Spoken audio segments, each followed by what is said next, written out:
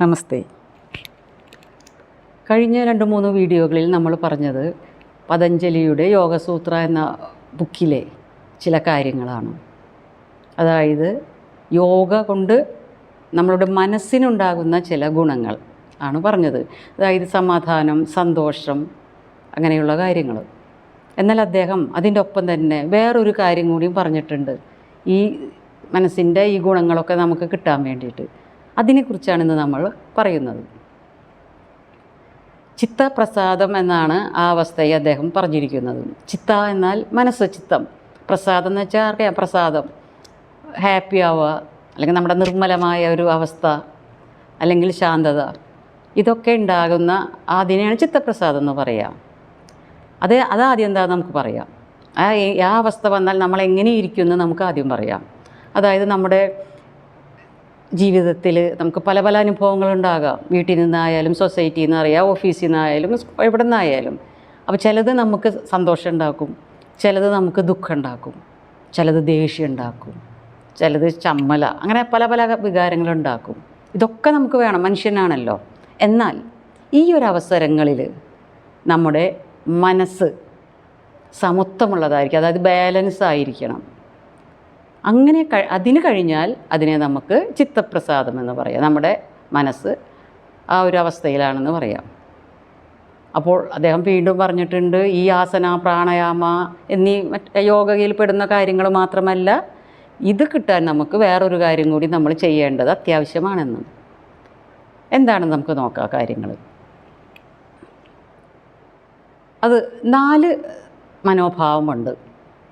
അതായത് നമ്മൾ ചുറ്റുപാടുമുള്ള മനുഷ്യരോട്, വീട്ടിലായാലും പുറത്തായാലും എവിടെയായാലും നമ്മൾ അവരോട് കാട്ടേണ്ട ചില നമ്മുടെ മനോഭാവം, ആറ്റിറ്റ്യൂഡ്, അതിനെക്കുറിച്ചാണ് പറയുന്നത് അദ്ദേഹം. 4 തരത്തിലുള്ള ആറ്റിറ്റ്യൂഡിനെ കുറിച്ച്, മനോഭാവത്തെക്കുറിച്ച് അദ്ദേഹം പ്രതിപാദിക്കുന്നുണ്ട്.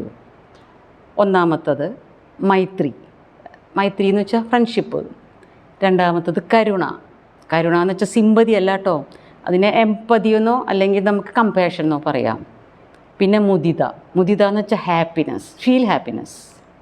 4ാമത്തെ മനോഭാവത്തിൽ അദ്ദേഹം പറഞ്ഞിരിക്കുന്നത് ഉപേക്ഷ. ഉപേക്ഷിക്കുക, കേട്ടാൽ തന്നെ അറിയാം, ഉപേക്ഷ. അതായത് നമുക്ക് വേണ്ടാന്ന് വെക്കുക, അകറ്റി നിർത്തുക. ഈ 4 തരത്തിലുള്ള ആറ്റിറ്റ്യൂഡ് നമ്മൾ ചെയ്യണമെന്നാണ് പറയുന്നത്. പക്ഷെ അത് ആരോട് ചെയ്യണമെന്നും അദ്ദേഹം പറഞ്ഞിട്ടുണ്ട്, അല്ലേ? നമുക്ക് ഫ്രണ്ട്ഷിപ്പ് വേണം. അത് നമ്മൾ വളരെ മോശമായ ഒരാളോട് പോയിട്ട് നമ്മൾ കമ്പനി കൂടുക എന്നല്ല ഉദ്ദേശിക്കുന്നത്. ആരോട് എന്ത് ചെയ്യണമെന്ന് അദ്ദേഹം, ഏത് ആറ്റിറ്റ്യൂഡ് വേണമെന്നും അദ്ദേഹം പറഞ്ഞിട്ടുണ്ട്. ആദ്യം നമുക്ക് മൈത്രി എന്നുള്ള ആറ്റിറ്റ്യൂഡ് പറയാം. മൈത്രി എന്നാൽ ഹാപ്പിനെസ്, ഫ്രണ്ട്ഷിപ്പാണെന്ന് നമ്മൾ പറഞ്ഞിട്ടില്ലേ. ആരോട് നമ്മൾ ഫ്രണ്ട്ഷിപ്പ് ഉണ്ടാക്കണം? അതായത് സന്തോഷമുള്ളവരോട്. നമ്മൾ ചിലവരെ കണ്ടിട്ടില്ല, എപ്പോഴും ഭയങ്കര ഹാപ്പി ആയിരിക്കും, അല്ലേ? അവർ നല്ല കൂളായിട്ടായിരിക്കും, എപ്പോഴും ഒരു സ്മൈലിങ് ഫേസ് ആവും. അപ്പോൾ അവരെ കണ്ടാൽ തന്നെ അറിയാം അവരുടെ ആറ്റിറ്റ്യൂഡ് നല്ലതാണ്. അങ്ങനെയുള്ളവരോടായിരിക്കണം നമ്മളെപ്പോഴും ഫ്രണ്ട്ഷിപ്പ് ചെയ്യേണ്ടത്, കൂടേണ്ടത്. അല്ലെങ്കിൽ നമ്മൾ അവരുടെ ഒപ്പം കൂടുമ്പോൾ അവരുടെ പോസിറ്റിവിറ്റി നമുക്ക് കിട്ടും, അല്ലേ? അതാണ് ഒന്നാമത്തെ കാര്യം. പിന്നെ ഞാൻ പറഞ്ഞത് എന്താണ്? കരുണ. ആരോടെ നമ്മൾ എമ്പതി തോന്നുക, അല്ലെങ്കിൽ ഒരു കമ്പാഷൻ തോന്നുക, ദുഃഖിതരോട് അല്ലെങ്കിൽ കഷ്ടപ്പെടുന്നവരോട്, അല്ലേ? അവരെയൊക്കെ പോയി നമുക്ക് സാമ്പത്തികമായി സഹായിക്കാനോ അല്ലെങ്കിൽ ഫിസിക്കലി അവരുടെ വീട്ടിൽ പോയിട്ട് സഹായിക്കാനോ നമുക്ക് സാധിച്ചൊന്നും വരില്ല. പക്ഷെ അറ്റ്ലീസ്റ്റ് നമുക്ക് അവരോട് എന്തുണ്ടാവണം? ഒരു കരുണ ഉണ്ടാവണം, ഒരു കമ്പാഷൻ. അവരെ നമ്മൾ മനസ്സിലാക്കുക, അവരുടെ ദുഃഖത്തെക്കുറിച്ച്. അപ്പോൾ നമുക്ക് അവരോട് അതേ രീതിയിൽ പെരുമാറാൻ പറ്റും, അല്ലേ? അതാണ് ഉദ്ദേശിക്കുന്ന കരുണ. മുദിത ആരോടാണ് നമ്മൾ ചെയ്യേണ്ടത്? അതായത് ഫീൽ ഹാപ്പി, പുണ്യം ചെയ്യുന്നവരോട്. പുണ്യപ്രവൃത്തി നമ്മൾ കേട്ടിട്ടുണ്ട്, നല്ല കാര്യങ്ങൾ ചെയ്യുക, അത് കണ്ട് അല്ലെങ്കിൽ അതുമൂലം അവർക്ക് നല്ല നല്ല വിജയങ്ങളൊക്കെ ഉണ്ടായിട്ടുണ്ടാവാം. അപ്പോൾ അത് നമ്മൾ കണ്ട് സന്തോഷിക്കുക വേണ്ടത്. അതാണ് മുദിത. അവസാനം പറഞ്ഞത് എന്താ? ഉപേക്ഷ. ആരെയാണ് നമ്മളെ ഉപേക്ഷിക്കേണ്ടത്? അതായത് അപുണ്യം ചെയ്യുന്നവരെ, പുണ്യമല്ലാത്ത പൊട്ട കാര്യങ്ങൾ ചെയ്യുന്നവരെ, അല്ലേ?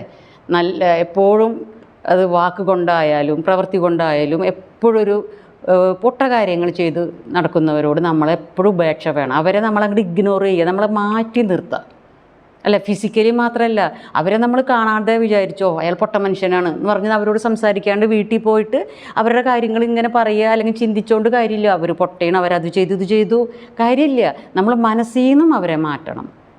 ഇപ്പോൾ ഫിസിക്കലി നമ്മൾ പോകുമ്പോൾ കണ്ടാലും കുഴപ്പമില്ല, പക്ഷെ മനസ്സിൽ നമ്മളെ അവരുടെ ഇൻഫ്ലുവൻസ് നമുക്ക് ഉണ്ടാവരുത്. അപ്പോൾ നമുക്ക് അതിൻ്റെ നെഗറ്റിവിറ്റി കിട്ടുക ചെയ്യുന്നത്. ഇങ്ങനത്തെ 4 കാര്യങ്ങളാണ് നമ്മൾ നമ്മുടെ ചുറ്റുമുള്ള ആൾക്കാരോട് കാട്ടേണ്ടത്, അല്ലേ? അപ്പോൾ ഞാൻ ഒന്നും കൂടി പറയണമെന്ന് വെച്ചാൽ എന്തൊക്കെയാണ്? മൈത്രി, ഫ്രണ്ട്ഷിപ്പ്, കരുണ, മുദിത, ഹാപ്പിനെസ്, ഉപേക്ഷ. അവരെ ഉപേക്ഷിക്കുക, ഇഗ്നോർ ചെയ്യുക.